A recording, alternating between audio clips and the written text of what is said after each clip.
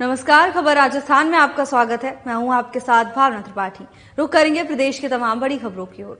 मुख्यमंत्री कार्यालय में सोमवार को मुख्यमंत्री भजन लाल शर्मा ने खेल और युवा मामले विभाग की समीक्षा बैठक की। इस दौरान सीएम ने कहा कि राजस्थान का युवा बेहद प्रतिभाशाली है और यहां की खेल प्रतिभाओं में राष्ट्रीय और अंतर्राष्ट्रीय स्तर पर बेहतर प्रदर्शन की क्षमता मौजूद है। उन्होंने कहा कि राज्य सरकार की तरफ से खेल क्षेत्र में विश्व स्तरीय सुविधाएं विकसित की जा रही हैं, जिससे खिलाड़ी प्रदेश का नाम गौरवान्वित करें। प्रदेश को खेलों में अग्रणी बनाना राज्य सरकार की प्राथमिकता है।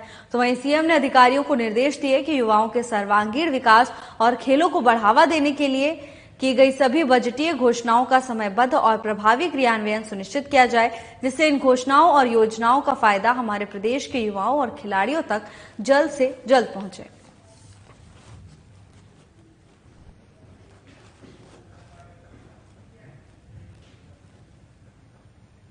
जयपुर शहर के 297वें स्थापना दिवस के उपलक्ष्य में नगर निगम ग्रेटर जयपुर की ओर से स्टैच्यू सर्किल पर आयोजित दीपदान और रोशनी कार्यक्रम का आयोजन किया गया, जिसमें उप मुख्यमंत्री दिया कुमारी ने शिरकत की। इस दौरान उप मुख्यमंत्री ने जयपुर वासियों को बधाई और शुभकामनाएं देते हुए कहा कि जयपुर दुनिया के सर्वश्रेष्ठ और नियोजित शहरों में से एक है, एक यूनेस्को की विश्व धरोहर में शामिल है।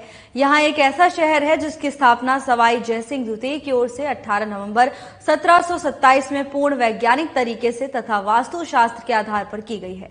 तो वहीं दिया कुमारी ने कहा कि जयपुर के ऐतिहासिक विरासत को संरक्षण प्रदान करने के साथ ही यहाँ आधुनिक विकास के लिए राज्य सरकार प्रतिबद्धता से काम कर रही है।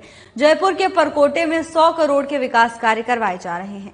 जयपुर स्थापना के इस आयोजन में सांस्कृतिक समिति अध्यक्ष दुर्गेश नंदिनी, पार्षदगण और बड़ी संख्या में आमजन उपस्थित रहे। जयपुर के 297वें स्थापना दिवस के अवसर पर स्टैच्यू सर्कल पर एक कार्यक्रम का आयोजन किया गया। दीपदान और रोशनी कार्यक्रम में उप मुख्यमंत्री दिया कुमारी ने शिरकत की। इस दौरान उन्होंने जयपुर वासियों को स्थापना दिवस की बधाई दी और प्रदेशवासियों को संबोधित भी किया। उन्होंने कहा कि जयपुर दुनिया के सर्वश्रेष्ठ और नियोजित शहरों में से एक है। इसके साथ ही उन्होंने विकास कार्यों को लेकर भी जानकारी साझा की। उन्होंने बताया कि प्रदेश सरकार कैसे जयपुर का विकास करने के लिए प्रतिबद्ध है। बीजेपी प्रदेश अध्यक्ष मदन राठौड़ ने कहा कि विश्व की सबसे बड़ी राजनीतिक पार्टी भारतीय जनता पार्टी की रीति और नीति को समझने के लिए अब विदेशों की राजनीतिक पार्टी के प्रतिनिधि भी भारत पहुंच रहे हैं। बीजेपी को जानो पहल की निरंतरता से में सिंगापुर की सत्तारूढ़ पार्टी के वरिष्ठ नेताओं का एक प्रतिनिधिमंडल मंगलवार को राजधानी जयपुर पहुंच रहा है। यह प्रतिनिधिमंडल प्रदेश में 3 दिन तक सत्ता और संगठन के बीच बेहतर तालमेल के साथ जनता के बीच बीजेपी की बढ़ती लोकप्रियता का अध्ययन करेगा। बीजेपी प्रदेश अध्यक्ष मदन राठौड़ ने बताया कि सिंगापुर सरकार के मंत्री, सत्तारूढ़ पार्टी के पदाधिकारी सहित करीबन 20 लोग राजधानी आएंगे।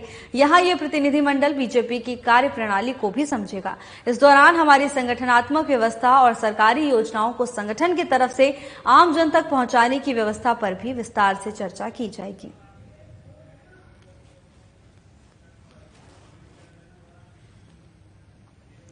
बीजेपी प्रदेश अध्यक्ष मदन राठौड़ ने बीजेपी प्रदेश कार्यालय में पत्रकारों से वार्ता के दौरान राजनीति में गुंडागर्दी, दादागिरी और बाहुबलियों के खिलाफ जमकर प्रहार किया।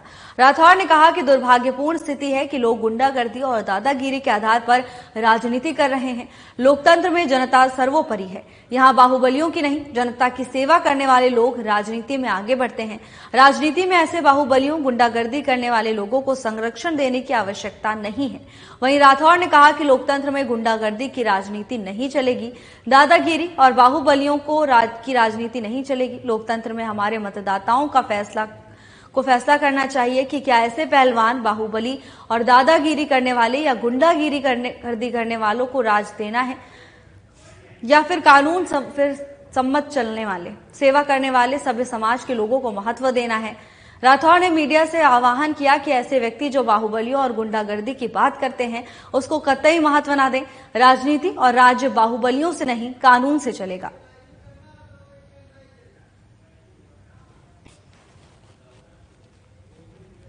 राजस्थान प्रदूषण नियंत्रण मंडल मुख्यालय में सोमवार को जिला कलेक्टर और प्रदूषण नियंत्रक मंडल के क्षेत्रीय अधिकारियों के साथ बैठक आयोजित की गई, जिसकी अध्यक्षता राजस्थान प्रदूषण नियंत्रण मंडल के अध्यक्ष अर्पणा अरोड़ा ने की।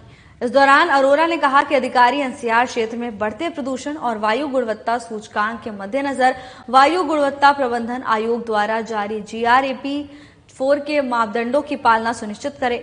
उन्होंने सभी जिला कलेक्टर और क्षेत्रीय अधिकारियों को उनके क्षेत्र में चल रही माइनिंग, क्रशर इकाइयों और प्रतिबंधित अन्य इकाइयों गतिविधियों को तुरंत बंद करवाने के निर्देश दिए। इसी के साथ उन्होंने प्रदूषण प्रभावित क्षेत्रों में एंटी स्मोक गन का प्रयोग कर डस्ट को कम करने के लिए पानी के छिड़काव करने की व्यवस्था को प्रभावी रूप से लागू करने के आवश्यक दिशा निर्देश दिए।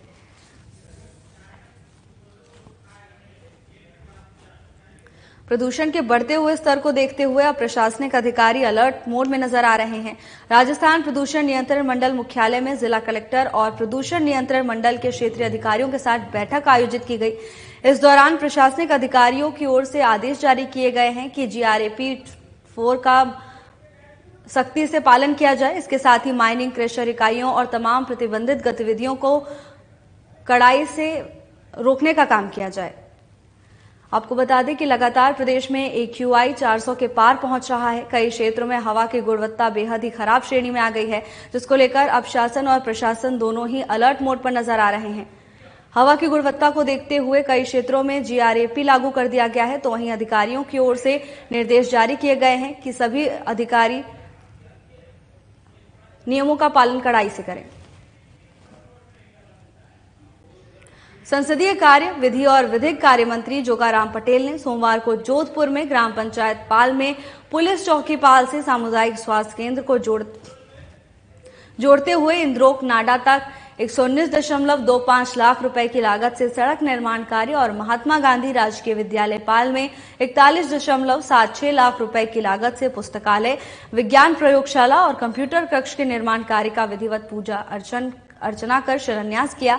इस दौरान पटेल ने कहा कि आगामी दिसंबर माह में प्रदेश के समग्र आर्थिक विकास को समर्पित rising Rajasthan global investment summit होने वाला है। इस समिट से पूर्व सभी जिलों में इन्वेस्टमेंट मीट में लगभग 18 लाख करोड़ रुपए से अधिक MOU साइन हो चुके हैं। इस आयोजन से प्रदेश भर में निवेश के अनुकूल वातावरण निर्मित हुआ है, जो राजस्थान के औद्योगिक विकास में मील का पत्थर साबित होगा।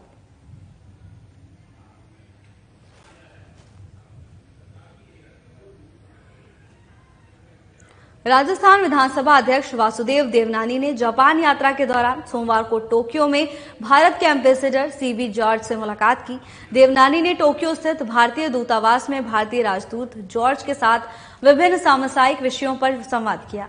उनसे निवेश के विभिन्न क्षेत्रों में भारत जापान संबंधों पर चर्चा भी की। जापान के साथ सेमीकंडक्टर तकनीक, ऑटोमोबाइल के साथ ही भविष्य की योजनाओं में पर्यटन पर भी निवेश और एक्सचेंज प्रोग्राम पर विचार विमर्श किया। देवनानी को जॉर्ज ने राजदूत कार्यालय का अवलोकन कराया, तो वहीं देवनानी ने वहां अधिकारियों से परिचय किया। देवनानी ने जापान में प्रवासी भारतीयों द्वारा चलाए जा रहे उद्योग, लोगों की आर्थिक स्थिति, रोजगार सहित शिक्षा, सामाजिक, सांस्कृतिक, आर्थिक, पर्यटन और आध्यात्मिक बिंदुओं पर चर्चा भी की। इसी के साथ टोक्यो स्थित भारतीय दूतावास में सोमवार को आयोजित राजस्थान और उत्तर प्रदेश के कैंसिलेशन दिवस समारोह में भी राजस्थान विधानसभा अध्यक्ष वासुदेव देवनानी ने शिरकत की।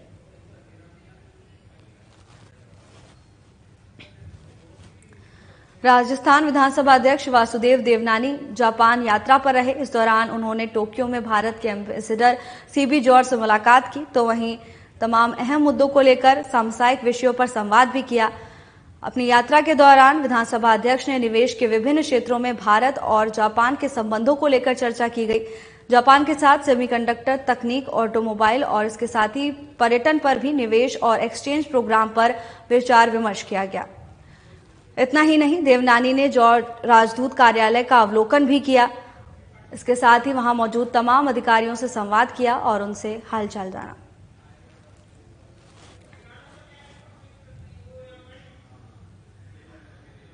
राजस्थान विधानसभा का राजनैतिक आख्यान संग्रहालय को संसद की आवासन और शहरी कार्य संबंधी संसदीय स्थायी समिति के सदस्यों ने देखा। सदस्यों ने संग्रहालय के विभिन्न खंडों का अवलोकन किया। संसद के इस दल के सभापति और सांसद मंगुता श्रीनिवासुलु रेड्डी, संजय सिंह, अनुज अवस्थी समेत कई लोग उपस्थित रहे। दल में सचिव अर्चना पठानिया सहित संसद के अधिकारीगण भी मौजूद रहे। विधानसभा पहुंचने पर दल के सदस्यों का उप सचिव संजीव शर्मा सहित विधानसभा के अधिकारियों ने अभिवादन किया।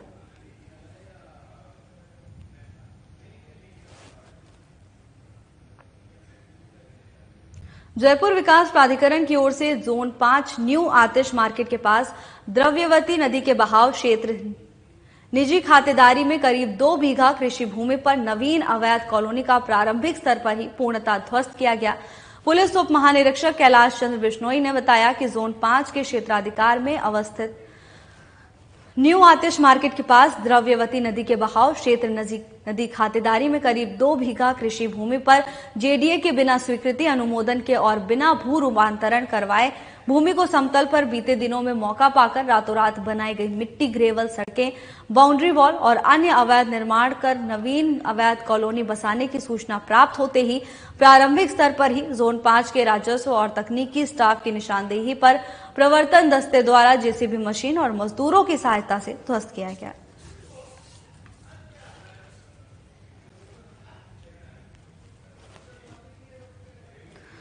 खबर जयपुर से है, जहां विकास प्राधिकरण की ओर से बड़ी कार्रवाई की गई।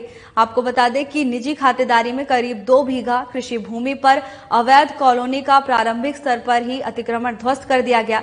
पुलिस उप महानिरीक्षक कैलाश चंद्र बिश्नोई ने पूरे मामले को लेकर विस्तार से जानकारी दी। उन्होंने बताया कि उन्हें शिकायत मिल रही थी कि कृषि भूमि पर अवैध कॉलोनी का निर्माण किया जा रहा है। इससे पहले निर्माण और भव्य होता, इससे पहले ही प्राधिकरण की ओर से ध्वस्तीकरण की कार्रवाई की गई। आपको बता दें कि बिना भू रूपांतरण करवाए भूमि को समतल कर बीते दिनों मौका पाकर रातों रात बनाई गई मिट्टी ग्रेवल सड़कें और बाउंड्री वॉल, इसके साथ ही अवैध निर्माण कर नवीन अवैध कॉलोनी बसाने की सूचना अधिकारियों तक मिली थी, जिसके बाद कार्रवाई करते हुए बुलडोजर, मजदूर और अन्य लोगों की सहायता से ध्वस्त कर दिया गया। नई दिल्ली के प्रगति मैदान में आयोजित 43वें भारतीय अंतर्राष्ट्रीय व्यापार मेला में सोमवार की साय एम्फी थिएटर पर राजस्थान के लोक कलाकारों ने प्रस्तुत सांस्कृतिक कार्यक्रमों ने ऐसा समा बांधा कि दर्शक मंत्रमुग्ध हो गए। कार्यक्रम के प्रारंभ में राजस्थान पर्यटक स्वागत केंद्र की उपनिदेशक दीपाली शर्मा ने अतिथियों का स्वागत किया। इस अवसर पर राजस्थान के दिल्ली में संयुक्त आवासीय आयुक्त रिंकू मीना और जनसंपर्क अधिकारी डॉक्टर शिवराम मीना सहित अन्य कार्यालयों के अधिकारी और कर्मचारी भी मौजूद थे। इस दौरान दीपाली शर्मा ने बताया कि 2 घंटे से भी अधिक चले सांस्कृतिक कार्यक्रम में कालबेलिया नृत्य की प्रस्तुति सबसे आकर्षक रही। जोधपुर के सुआ सपेरा और उनके दल की नृत्यांगनाओं ने लोकहर्षक प्रस्तुति दी, तो वहीं उन्होंने अपने शरीर को रबड़ की गुड़िया की तरह मोड़कर गजब की लचक के साथ ऐसा अनूठा नृत्य प्रस्तुत किया कि दर्शक तालियां बजाने को मजबूर हो गए।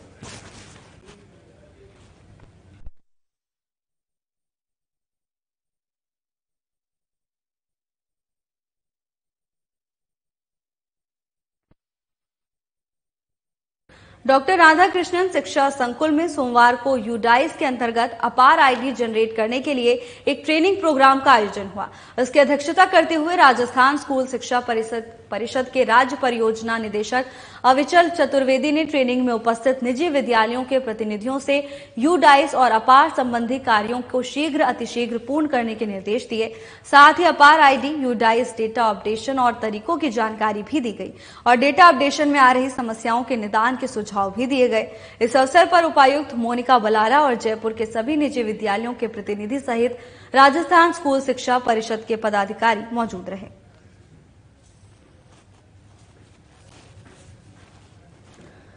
जयपुर में अपार आईडी जनरेशन प्रशिक्षण प्रोग्राम का आयोजन किया गया। इस दौरान अपार आईडी जनरेट करने के लिए एक ट्रेनिंग दी गई। इसकी अध्यक्षता राजस्थान स्कूल शिक्षा परिषद के राज्य परियोजना निदेशक अविचल चतुर्वेदी ने की। उन्होंने सभी निजी विद्यालयों के उपस्थित प्रतिनिधियों से यूडाइस और अपार संबंधी कार्यों की शीघ्र अतिशीघ्र पूर्ण करने के निर्देश दिए। इतना ही नहीं, अपार आईडी, यूडाइस डेटा अपडेशन और तरीकों की जानकारी भी दी गई, जिससे डेटा अपडेशन में आ रही समस्याओं से सभी निजी विद्यालय और प्रतिनिधि सहित राजस्थान स्कूल शिक्षा पदाधिकारी मौजूद रहे।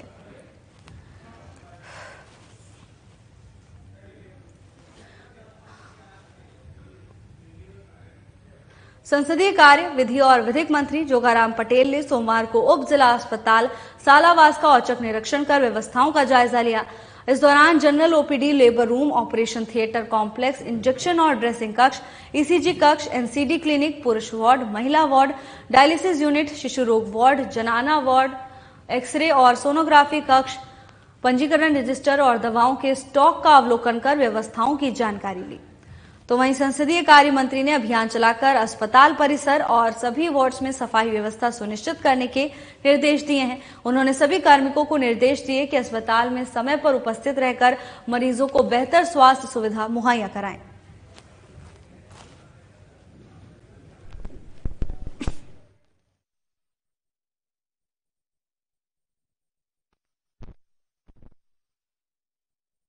टोंक जिले के समरावता मामले को लेकर समाजसेवी राजेंद्र प्रसाद मीना के नेतृत्व में एसडीएम सीमा खेतान को मुख्यमंत्री के नाम 7 सूत्रीय मांगों को लेकर एक ज्ञापन सौंपा। समाजसेवी राजेंद्र प्रसाद मीना ने बताया कि वे युवाओं के साथ तहसील परिसर पहुंचे, जहां उन्होंने एसडीएम सीमा खेतान को ज्ञापन सौंपा। ज्ञापन पूर्व देने से पूर्व बीजेपी सरकार और प्रशासन के खिलाफ नारेबाजी कर विरोध प्रदर्शन किया।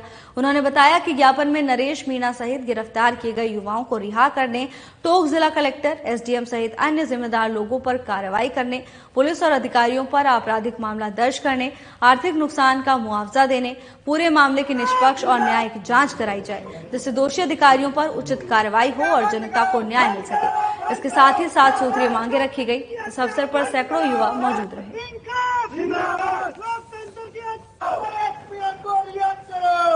नरेश मीणा के लिए आज हमने रिहाई के लिए ज्ञापन दिया है राजगढ़ तहसील में एसडीएम मैडम को। तो हमने ये मांग रखी है उसमें कि नरेश मीणा को जल्द से जल्द रिहा किया जाए और वहाँ पे जो प्रशासन ने वहाँ गांव वालों की पब्लिक के साथ बर्बरता बरती है उस पर निष्पक्ष जांच हो और वहाँ के कलेक्टर मैडम, एसडीएम और जो भी वहाँ प्रशासन एसपी है उनको सस्पेंड किया जाए। जांच करके एक सीबीआई जांच बिठाई जाए उस गांव पर जो भी चुनाव माहौल में वहाँ पे एसडीएम अधिकारी सारे जो अधिकारियों पे जांच बिठाए, क्योंकि वो अधिकारी उस चीज को मान्य नहीं करेंगे, क्योंकि खुद उन्होंने लाठी पथराव चला के वहाँ पे एक वीडियो के माध्यम से हम देख रहे हैं उसमें खुद पुलिस प्रशासन आतंकवादी हरकतें कर रहे हैं वहाँ पे। तो उन चीजों को हम एक जांच के माध्यम से पूरी क्लियर करवाना चाहते हैं और नरेश मीणा को हम चुनावी रिजल्ट से पहले उनको रिहा करवाना चाहते हैं। अगर चुनावी रिजल्ट से पहले रिहा नहीं किया तो हम एक बड़ा आंदोलन करेंगे सर्व समाज मिलकर। राजस्थान आवासन मंडल कर्मचारी खेलकूद की 29वीं प्रतियोगिता के 4 दिवस में हुए समापन के दिनों में विभिन्न खेलों का आयोजन किया गया। इस संदर्भ में जानकारी देते हुए केंद्रीय खेलकूद संचालन समिति के संयोजक दारा सिंह और आयोजन सचिव संजय शर्मा ने बताया कि 29वीं खेलकूद प्रतियोगिता के 4 दिवस में हुए विभिन्न खेलों जैसे table tennis, basketball, cricket, volleyball, basketball, carrom और बैडमिंटन आदि फाइनल प्रतियोगिताएं संपन्न हुई। लंबी कूद और ऊंची कूद एकल प्रतियोगिताएं आयोजित की गई। लंबी कूद में मुख्यालय और ऊंची कूद में जोन तृतीय विजेता रहे।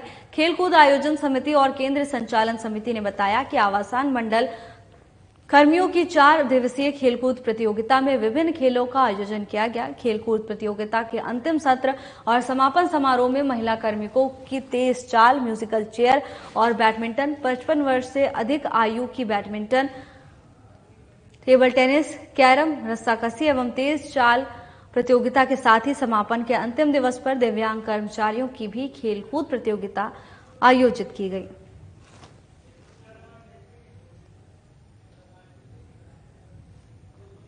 जोरावर सिंह गेट स्थित राष्ट्रीय आयुर्वेद संस्थान में आयुर्वेद के महाकुंभ संयोजनम 2024 का समापन कार्यक्रम हुआ। कार्यक्रम का आयोजन विश्व आयुर्वेद परिषद, राष्ट्रीय आयुर्वेद विश्वविद्यालय जोधपुर के संयुक्त तत्वाधान में 15 से 17 नवंबर तक किया गया।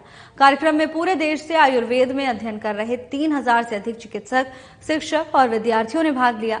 समापन समारोह में मुख्य अतिथि के रूप में उप मुख्यमंत्री दिया कुमारी, मेडिकल असेसमेंट और रेटिंग बोर्ड NCISM के अध्यक्ष doctor Raghuram Bhatt, doctor BR Ramakrishnan, राष्ट्रीय आयुर्वेद संस्थान के कुलपति प्रोफेसर संजीव शर्मा समेत कई लोग उपस्थित रहे। उप मुख्यमंत्री दिया कुमारी ने आयुर्वेद के क्षेत्र में उल्लेखनीय कार्य करने वाले देश के विभिन्न राज्यों के आयुर्वेद विद्वानों, चिकित्सकों को अवार्ड से सम्मानित किया और आयुर्वेद पर लिखी गई पुस्तक का विमोचन भी किया। आज जो ये 3 दिवसीय कार्यक्रम था संयोजनम करके, इसमें एक विश्व रिकॉर्ड कायम किया है। ये 1 घंटे का संहिता पाठ किया गया है और इसमें पूरे देश के कई प्रदेशों के छात्र और विदेशी छात्र यहाँ इसमें सम्मिलित हुए और वैज्ञानिक भी सम्मिलित हुए। इसका मुख्य उद्देश्य जो संहिताएं हैं, क्योंकि आयुर्वेद का जो ज्ञान है वो संहिताओं में है और संहिताएं संस्कृत में है और एक एक जो सूत्र संस्कृत में लिखा गया है उस पे एक एक सूत्र पे कई ग्रंथों की रचना की जा सकती है और उनका जो भाव है उनको समझना बहुत जरूरी है। उनको किसी भी ट्रांसलेशन की से भी हम समझ नहीं सकते, इसलिए उस संस्कृत में जो भाव लिखा गया है उसको समझना जरूरी है। तो उद्देश्य यही था कि हमारा युवा छात्र, हमारे युवा वैज्ञानिक आयुर्वेदिक संहिताओं से जुड़े, मूल जो आयुर्वेद की भावना है उससे जुड़े, ताकि उस मूल भाव को समझें और उसका फिर आगे लोक हित में पब्लिक के लिए उसका प्रयोग करें। यही उद्देश्य था और ये आज विश्व रिकॉर्ड कायम हुआ है। इसके लिए ये बड़े गर्व की बात है, ये हमारे लिए खुशी की बात भी है और इस माध्यम से हम युवाओं को आयुर्वेद के साथ सीधा जोड़ रहे हैं। आज anti gangster task force police मुख्यालय की सूचना पर प्रतापगढ़ जिले की छोटी सादड़ी थाना पुलिस की टीम ने मध्य प्रदेश नंबर की एक पिकअप से 19 कट्टों में भरा 325 किलो अवैध मादक पदार्थ अफीम डोडा चूरा जब्त किया। जब्त मादक पदार्थ की कीमत करीब 48.75 लाख रुपए आंकी गई है। पुलिस को पिकअप से एक मोबाइल मिला है, जिसके आधार पर मौके से फरार तस्करों की तलाश की जा रही है।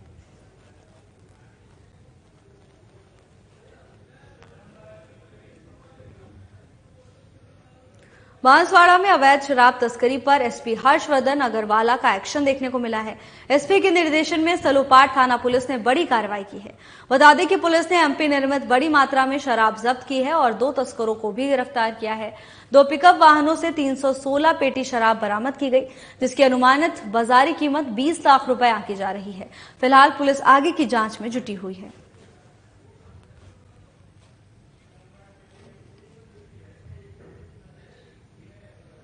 खबर नागौर से है, जहां जायल थाना क्षेत्र के दुगस्ताऊ गांव में आपसी कहासुनी के बाद आवेश में आकर युवक की कुल्हाड़ी से वार कर हत्या करने के प्रकरण में पुलिस ने त्वरित कार्रवाई करते हुए प्रकरण दर्ज होने के 12 घंटे के अंदर नामजद आरोपी को गिरफ्तार कर लिया है। एसपी नारायण टोगस ने बताया कि दुगस्ताऊ गांव के एक व्यक्ति ने राजकीय जेएलएन हॉस्पिटल में एक लिखित रिपोर्ट दी थी कि शनिवार की शाम करीब 7 बजे गाली गलौज रोकने के दौरान तिलोक राम नाम लड़के ने कुल्हाड़ी से उसके बेटे के सिर पर वार कर दिया, जिसके बाद घायल युवक को सामान्य उपचार के बाद नागौर रेफर किया गया है।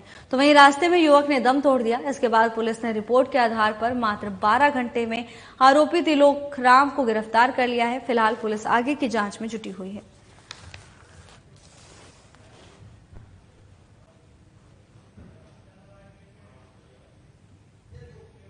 बानसूर में लगातार चल रही बर्फीली हवाओं ने अचानक मौसम बदल लिया।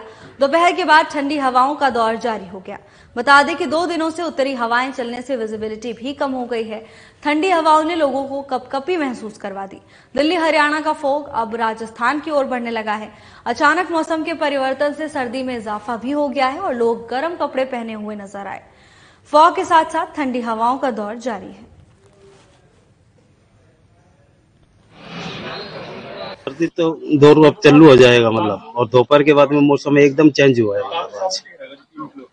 थोड़ी ठंडी हवा भी चल रही है और मौसम मतलब में भी मतलब थोड़ा चेंजिंग आएगा एकदम। आने वाले समय में सर्दी का दौर चालू हो जाएगा। वातावरण का भी मतलब दूषित हो रहा है, मतलब दिल्ली हरियाणा लगा लो आप, उधर से फॉग आ रहा है मतलब। फिलहाल के लिए बस इतना ही। जल्द हाजिर होंगे नई अपडेट्स के साथ। नमस्कार।